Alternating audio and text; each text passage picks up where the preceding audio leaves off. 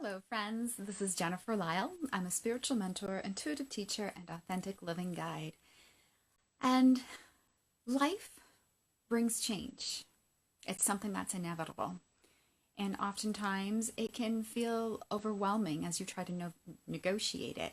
You might be choosing change to help you uplevel your game in your business. You might be choosing change to uh, bring more joy to your relationships. You might be choosing change to improve your health. Whatever reason it is that's driving you, the change can still feel overwhelming. So when you make that choice to make a change and then you start to incorporate these changes. So for instance, I was talking last night to my best friend and she was talking about how she's taking on this new keto diet and she is feeling the amazingness of the changes that she's making for her choices, but she's also overwhelmed. She feels like her whole day is wasted with just finding recipes that she loves and then going and getting the missing ingredients, learning about the missing ingredients, and then finally preparing the meal and having to do the same thing all over again. She knows she needs to do it because of her health, and she knows that it's paying off because she's seeing shifts in her health, but she's also finding the whole process draining. Thank you so much for watching and for your thumbs up. I really appreciate it. So if you are resonating with this and you've experienced this, then I have 3 tips for you to consider to help deal with that overwhelm. And I want you to know that there is light at the end of the tunnel.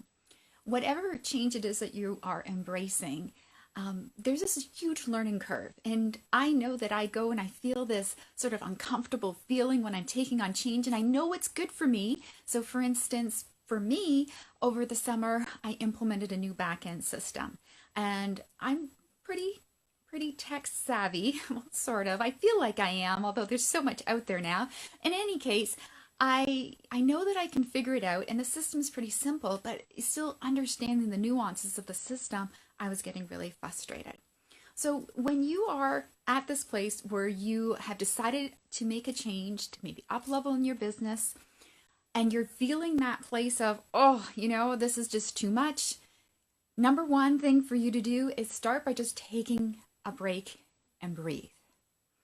Nice deep breath in and out. And I know it sounds really simplistic, but just a few deep breaths to pause, it just is a natural tranquilizer for your body. So it will automatically help bring you down and allow you to just kind of get grounded and focus again. So taking that little short breath is fantastic. The second thing for you to do to get refocused is just really write down what it is that you're doing. So get clear on what the next steps are, because you can get overwhelmed with how big there is and how much there is to do. So just start by writing it out, because once you have it written down and documented, you know you won't miss anything. And then you don't have to hold all the information in your head. We're way too intelligent to try to remember everything that we need to do. The third thing for you to do is to remember why you chose to make this change in the first place. And check in to make sure that why is still valid.